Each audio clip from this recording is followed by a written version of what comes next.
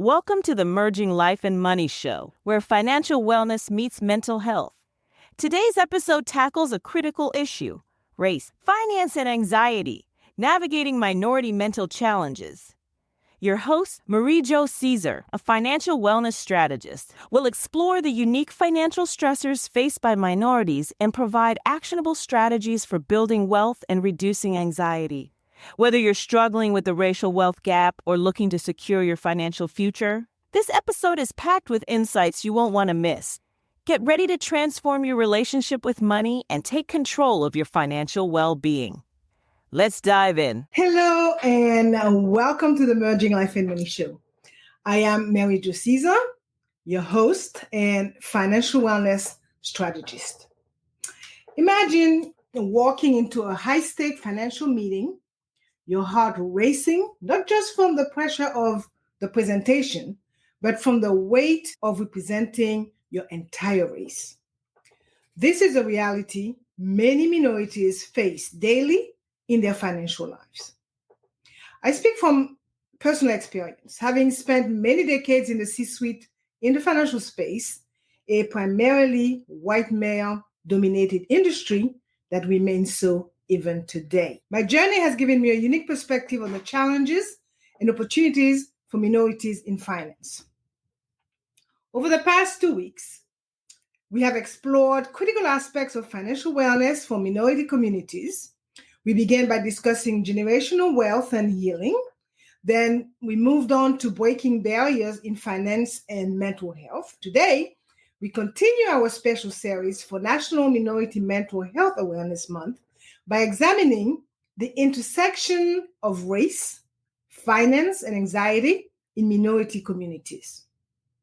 As a financial wellness strategist, I help clients take control of their money from the inside out, addressing both the emotional and practical side of financial management. This holistic approach is particularly relevant as we discuss the unique challenges faced by minorities in the financial world.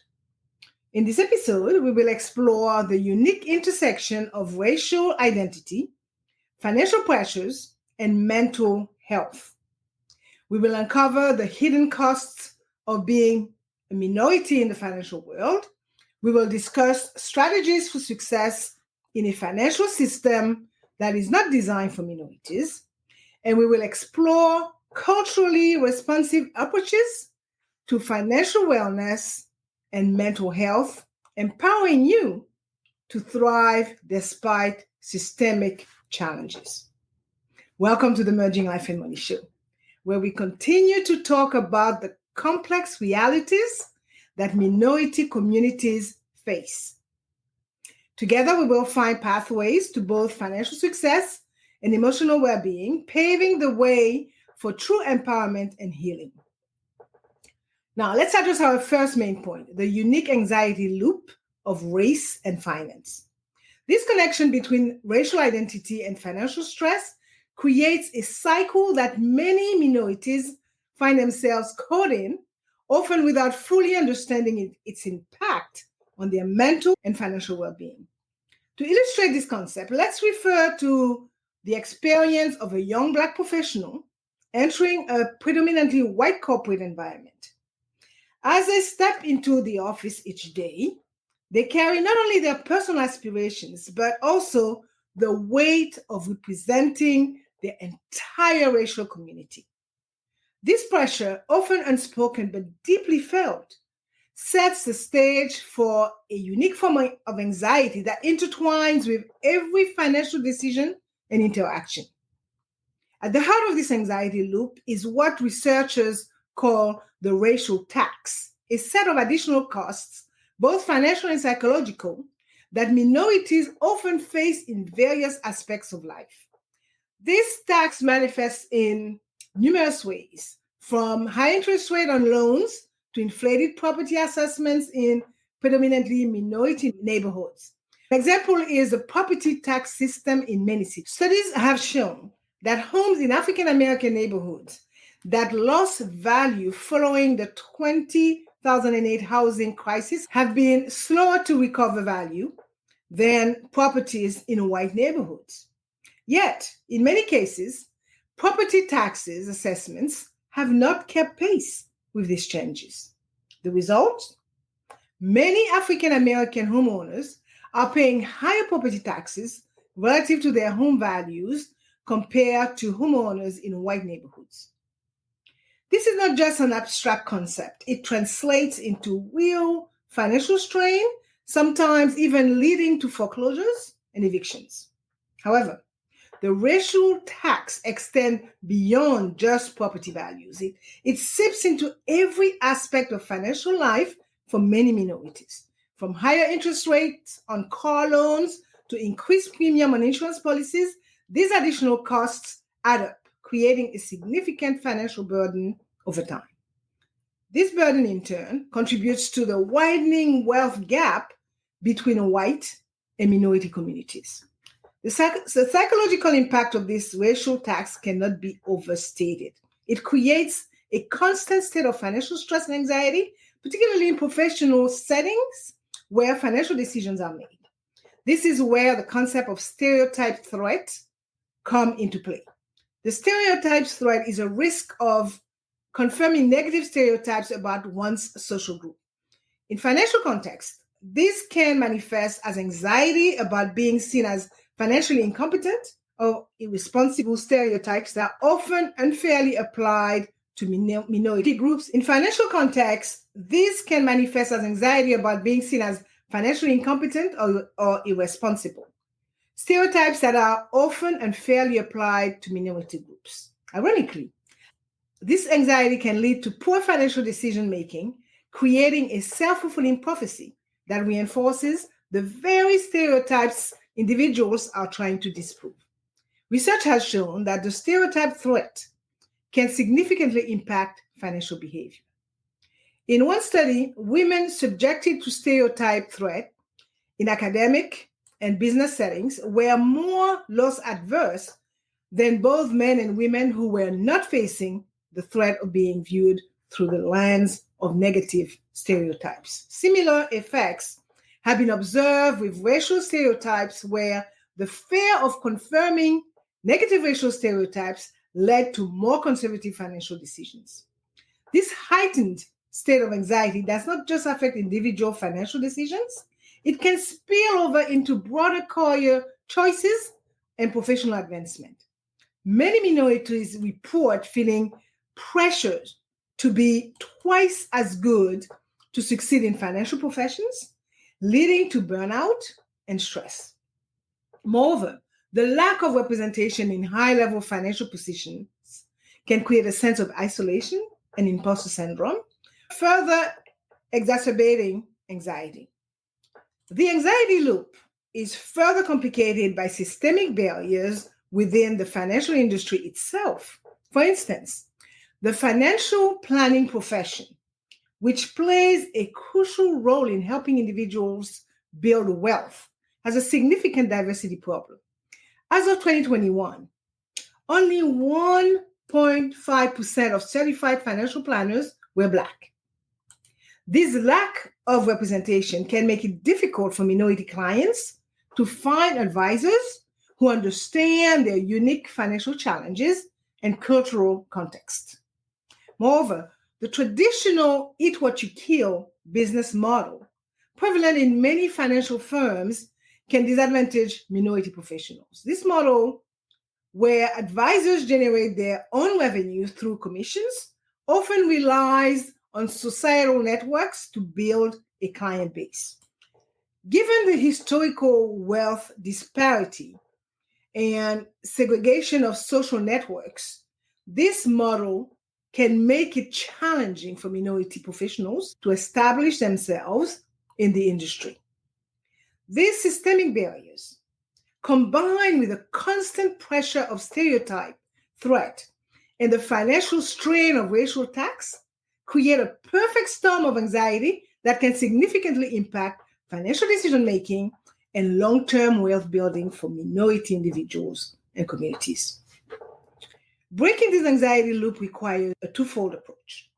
On an individual level, it involves developing strategies to recognize and interrupt race-based financial anxiety. This might include mindfulness practices, seeking support from mentors or therapists who understand these unique challenges, and actively challenging negative self-talk related to racial stereotypes. On a broader level, addressing this anxiety loop requires systemic changes. This includes increasing representation in financial professions, implementing fair lending and assessment practices, and creating more inclusive financial education programs that address the unique challenges faced by minority communities. It also involves recognizing and valuing the unique perspectives and strength that diversity brings to financial decision making.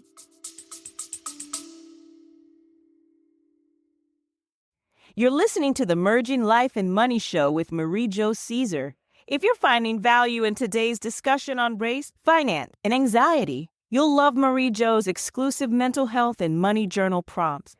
This simple yet powerful tool will guide you through a series of reflective questions, helping you uncover hidden stressors and develop strategies for resilience.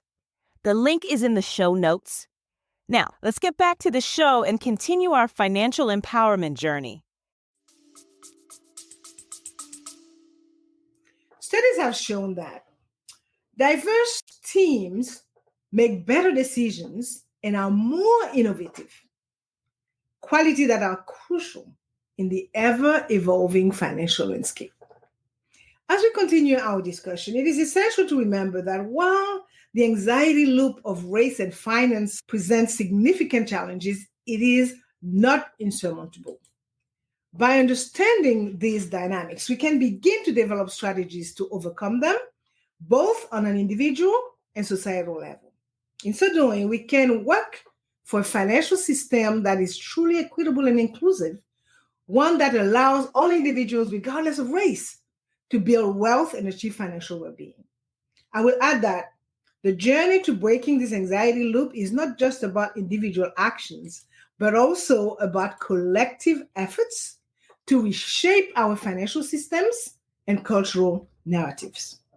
It requires ongoing education, advocacy, and a commitment to creating spaces where all voices are heard and valued in financial discussions. By addressing both the psychological and systemic aspects of this issue, we can pave the way for a more equitable financial future for all. As we conclude this section, I will say that by understanding the psychology behind race-based financial anxiety, we can develop targeted strategies to overcome it. In so doing, we not only improve our individual financial well-being, but also contribute to breaking down the systemic barriers that perpetuate these inequities. Now that we have examined the unique anxiety loop of race and finance, let's shift our focus to solutions.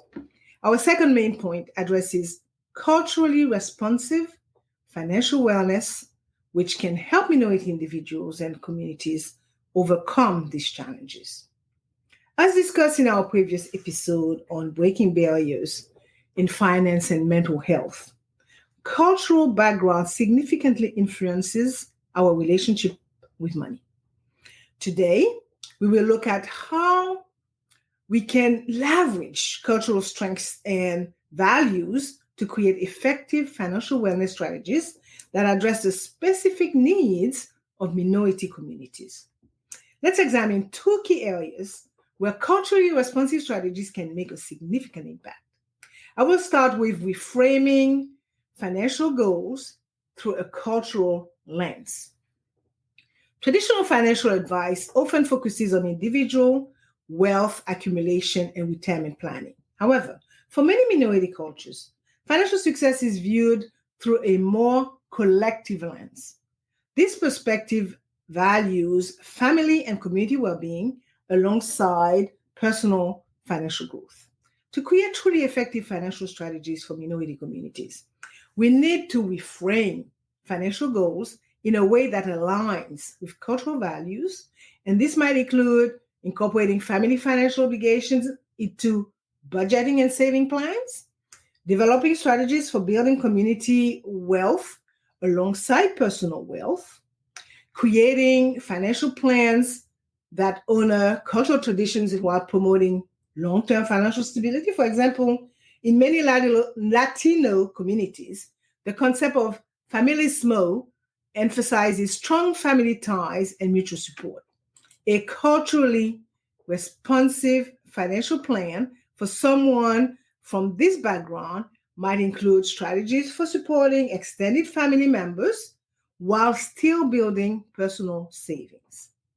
This could involve setting up a dedicated family support fund as part of the monthly budget, or exploring group insurance options that cover extended family members. Similarly, in many Asian cultures, there is a strong emphasis on filial piety and caring for aging parents.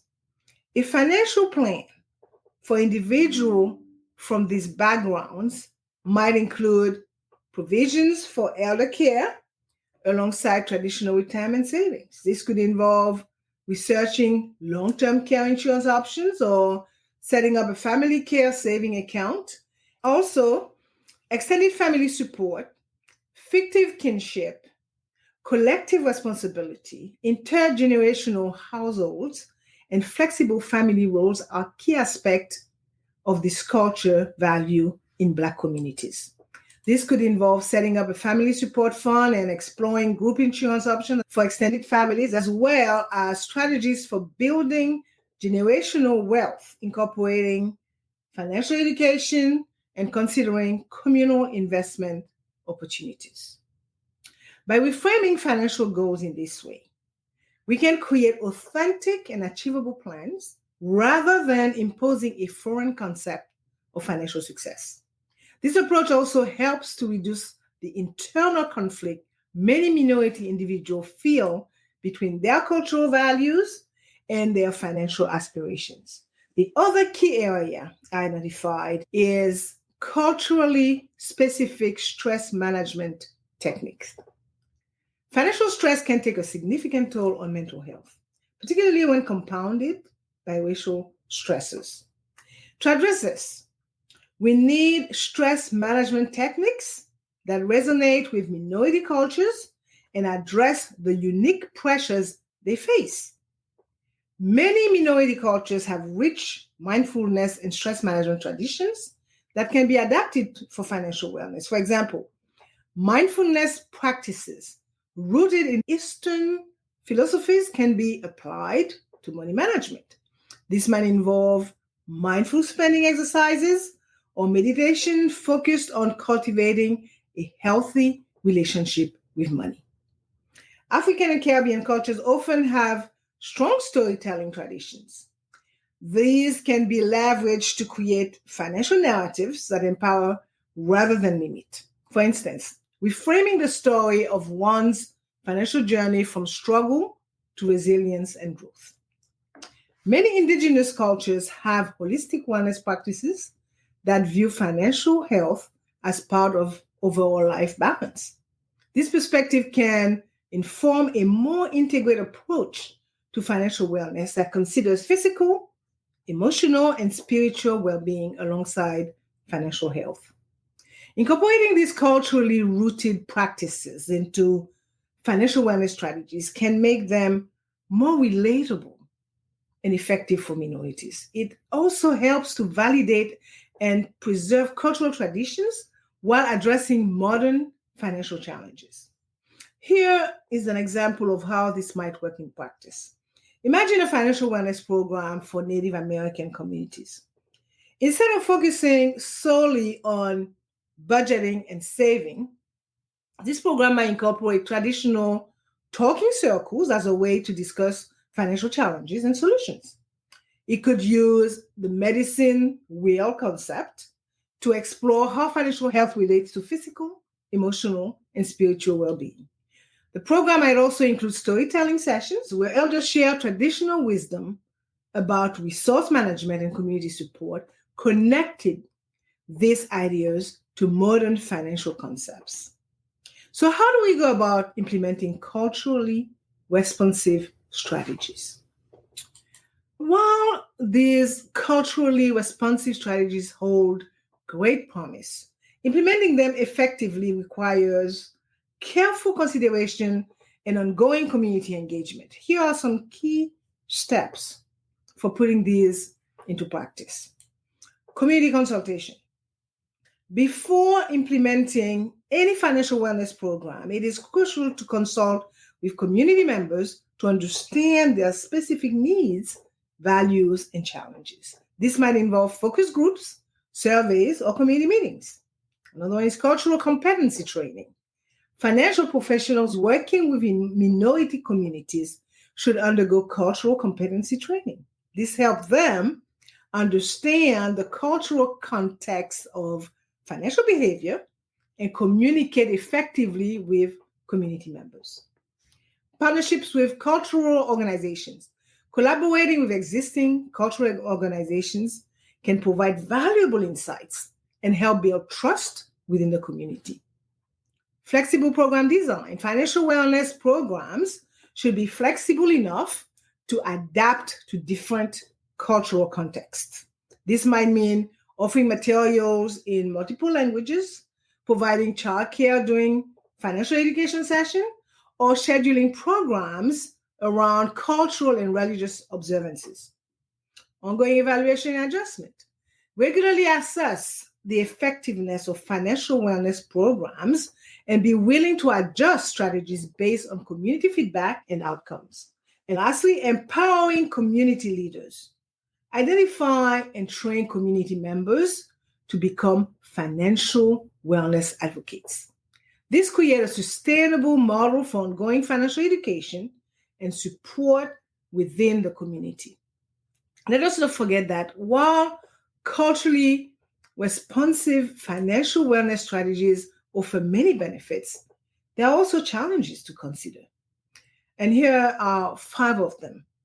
Balancing cultural values with financial best practices. Sometimes cultural financial practices may conflict with conventional financial advice. As a result, finding a balance that respects cultural values while promoting financial growth can be challenging. Avoiding stereotypes. While cultural responsiveness is important, it is critical to avoid stereotyping or assuming all members of a particular culture share the same financial values and practices. Addressing systemic issues. While culturally responsive strategies can help individuals and communities navigate existing financial systems more effectively, they do not address the underlying systemic issues that create financial disparities. Consequently, it is important to couple these strategies with advocacy for systemic changes. Resource limitation. Developing and implementing cultural responsive programs often requires significant time and resources. This can be challenging for organizations with limited budgets. And lastly, measuring success.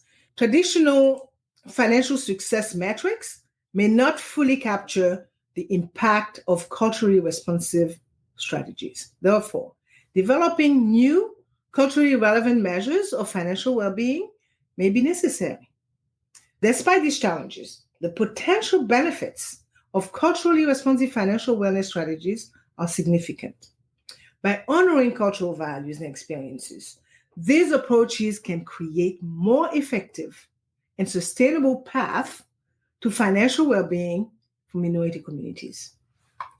As we move forward, we must remember that cultural responsiveness is not about creating separate financial systems for different cultural groups. Instead, it's about making our existing financial systems and practices more inclusive and effective for all. By integrating cultural wisdom with modern financial knowledge, we can create a more equitable and empowering financial landscape for everyone. Now, in our next segment, we'll explore how these culturally responsive strategies can be combined with broader systemic changes to create lasting financial empowerment for minority communities. We will look at the role of policy, education, and community advocacy in shaping a more inclusive financial future. Let's focus on the critical intersection of systemic change and individual action. This brings us then to our third and final main point. How can we navigate systemic barriers while empowering ourselves and our communities? The financial landscape in the United States has long been shaped by systemic inequality that has disproportionately affected minority communities. That's a fact. As discussed in our first episode on generational wealth and healing, these disparities have deep historical roots. However, understanding these systemic challenges is only the first step. Today, we will explore how individuals can succeed within the system while simultaneously working to change it. Let us begin by examining the current state of minority representation in the financial services industry. According to a 2022 report by the U.S. Government Accountability Office, progress in diversifying the financial sector has been slow. The report analyzed Equal Employment Opportunities Commission data from 2018 to 2020 and found that representation for both minorities and women in senior management positions was relatively flat or only marginally increased during this period. Specifically, Black and Hispanic representation in senior management roles remained at about 3 to 4% respectively. Female representation increased slightly from 31% to 32%. These numbers are particularly striking when we consider that Black individuals constitute 12.4% of the US population and Hispanic individuals make up 18.7%. These statistics highlight the systemic barriers that continue to limit opportunities for minorities in the financial sector. However, they also underscore the immense potential for growth and change. And as we navigate these challenges, it is crucial to adopt a dual approach, developing strategies for individual success within the current system while actively working to transform it. So let us first discuss strategies for success in a financial system not designed for minorities. One powerful tool is financial education. As we emphasized in our first episode, financial literacy is a cornerstone of generational wealth building. For minority individuals, navigating a complex and often biased financial system, this knowledge becomes even more critical. Financial education should go beyond basic budgeting and saving principles. It should include understanding systemic biases in lending practices strategies for negotiating better terms on loans and investment, and knowledge of alternative funding sources that may be more accessible to minority entrepreneurs. For example, community development financial institutions of CDFIs often provide more favorable terms to minority borrowers than traditional banks. Understanding and utilizing these resources can be a game changer for individuals and small business owners in minority communities. Another necessary strategy is networking and mentorship. The Government Accountability Office report that we mentioned earlier highlighted the importance of social networks in the financial industry, particularly in roles that rely on generating business through personal connections. For minority professionals, building these networks can be challenging due to historical segregation and lack of representation in high-level positions. To address this, seek out professional organizations focused on supporting minorities in finance. Groups like the National Association of Black Accountants, the Association of Latino Professionals for America, and the Pan-Asian Leaders Organization provide valuable networking opportunity and mentorship program. Additionally, do not underestimate the power of cross-cultural mentorship. While having mentors who share your background can provide invaluable insights, mentors from different cultural backgrounds can offer perspective on navigating the majority culture of many financial institutions. Now, let us turn our attention to the importance of representation and its power in driving change. As the saying goes, you cannot be what you cannot see. Increasing the visibility of successful minority professionals in finance is fundamental for inspiring the next generation and changing perceptions within the industry. Consider the impact of Robert F. Smith, the founder, chairman, and CEO of Vista Equity Partners, as one of the most successful Black investors in the United States. Smith has not only achieved personal success, but has also used his platform to advocate for greater diversity in finance and to support educational initiatives for minority students. Another inspiring example is Melody Hobson, co-CEO of President of Ariel Investment, one of the largest Black-owned investment firms in the United States. Hobson has been a vocal advocate for financial literacy and diversity in corporate America, serving on the boards of several major corporations and nonprofit organizations. These success stories are not just inspirational, they are transformative. They challenge stereotypes, provide role models for aspiring professionals, and use their influence to create opportunities for others. However, while individual success stories are important, they are not enough to address systemic inequalities.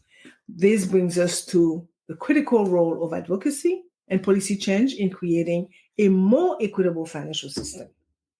Advocacy can take many forms, from supporting policy initiatives that promote financial inclusion to pushing for greater transparency in hiring and promotion practices within financial institutions. It can also involve supporting community-based financial initiatives that serve minority populations. For instance, the support and growth of minority-owned banks can play an important role in addressing financial disparity. These institutions often have a better understanding of the unique challenges faced by minority communities and are more likely to approve loans for minority borrowers. As of 2021, there were only 142 minority-owned banks in the United States, representing just 2.8% of all banks insured by the FDIC, the Federal Deposit Insurance Corporation. Supporting these institutions through deposits, investments, and advocacy can help strengthen their impact. Policy initiatives that can make a significant difference include strengthening and enforcing fair lending laws, increasing funding for financial education programs in underserved communities, and creating incentives for financial institutions to better serve minority communities. One example of effective policy change is a recent Community Reinvestment Act update. The CRA, or Community Reinvestment Act, originally enacted in 1977, encourages banks to meet the credit needs of all segments of their communities, including low and moderate income neighborhoods. The 2022 update seeks to address changes in the banking industry and strengthen the law's impact on underserved communities. As individuals, we can support these efforts by staying informed about policy proposals, contacting our representative to express support for inclusive financial policies, and participating in local community development initiatives. It is also crucial to recognize that creating change within the financial system requires action from those currently in positions of power. Industry allies can play a significant role by advocating for diverse hiring practices, mentoring minority professionals, and pushing for inclusive policies within their organization. Now, let us discuss the importance of entrepreneurship and business ownership in creating wealth and opportunities within minority communities. As mentioned in our previous episode on breaking cultural barriers, entrepreneurship can be a powerful tool for building generational wealth. However, minority entrepreneurs face significant challenges in accessing capital and resources.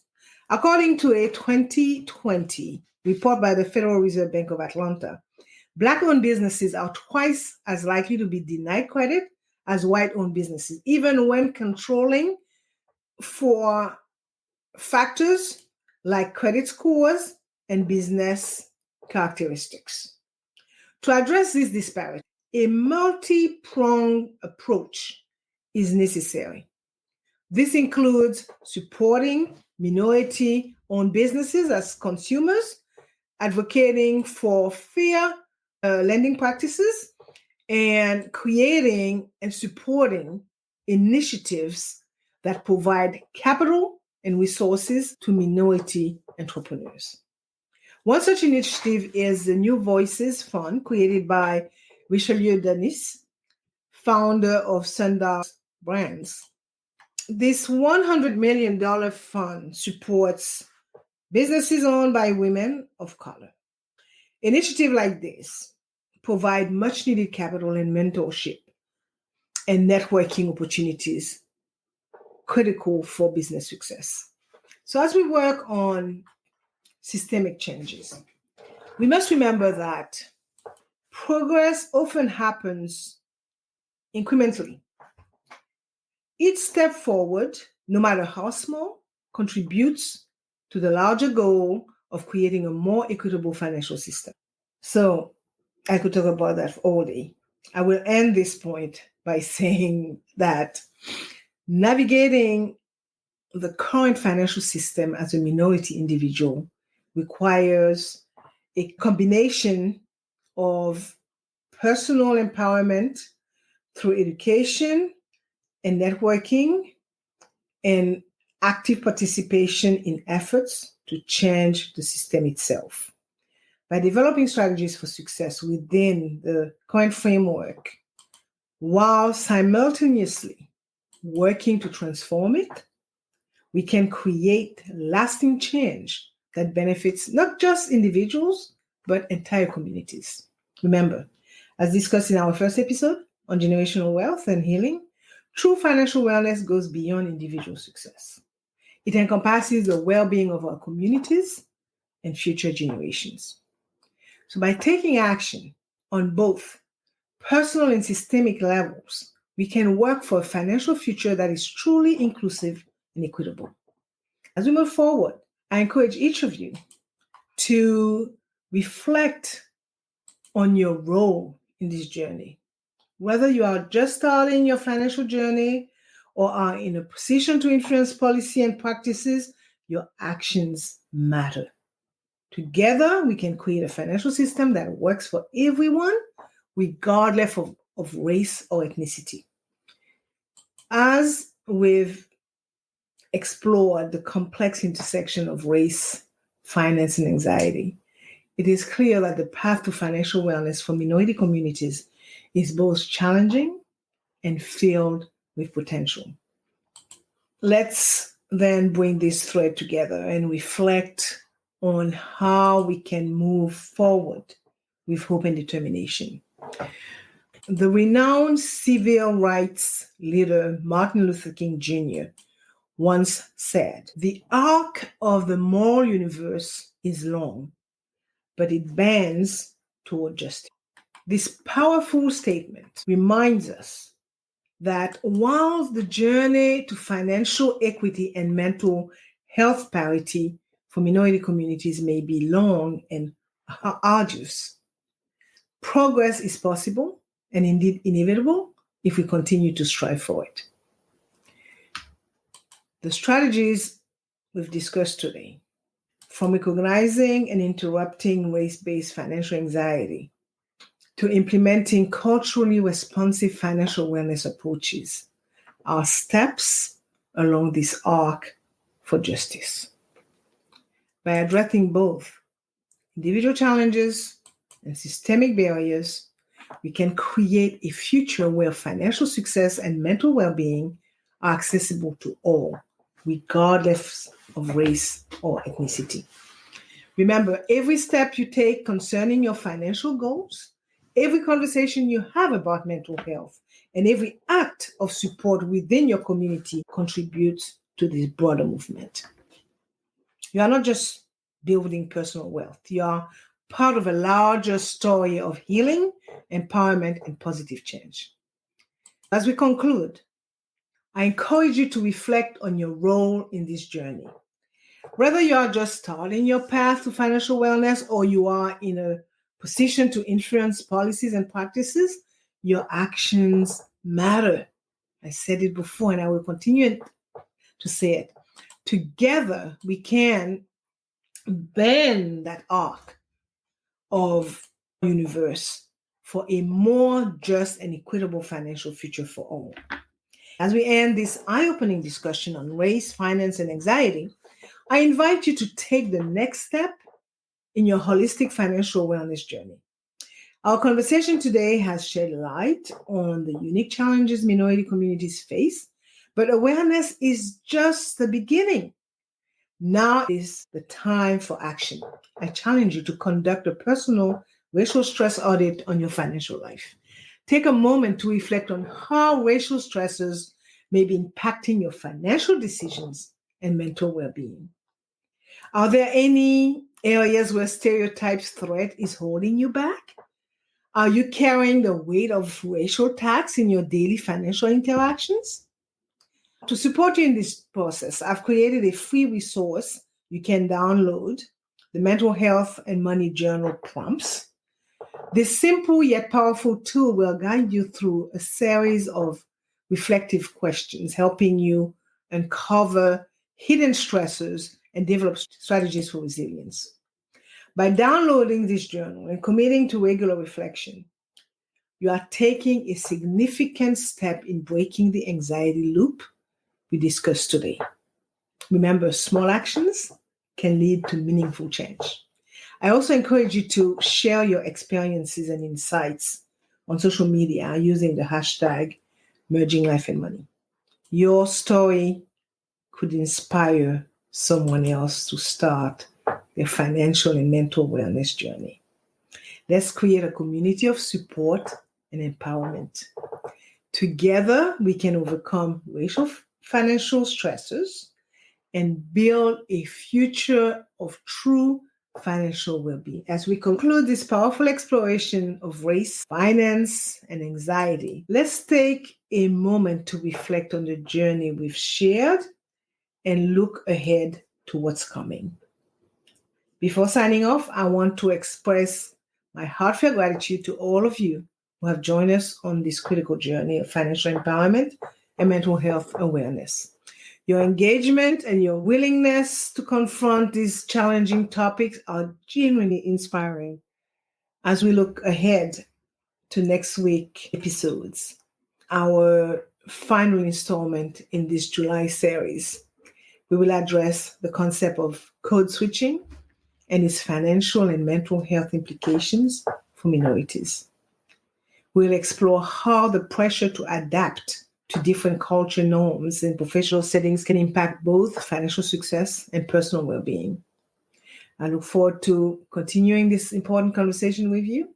Remember, your financial journey is unique, but you are not alone in facing these challenges. Together, we can create a future of financial wellness that honors our diverse experiences and promotes mental well-being for all. Until next Thursday, 7 p.m. Pacific Standard Time, take care of your finances, prioritize your mental health, and continue merging life and money. Bye for now. Thank you for tuning in to the Merging Life and Money Show. We hope today's episode on navigating minority mental challenges in finance has provided you with valuable insights and strategies. If you enjoyed the show, please subscribe and leave a review. It helps others find this important content. Don't forget to download your free mental health and money journal prompts. The link is in the show notes. Join us next week as we continue our exploration of holistic financial wellness. Until then, keep merging life and money for a brighter financial future. This is MarieJo Caesar, signing off.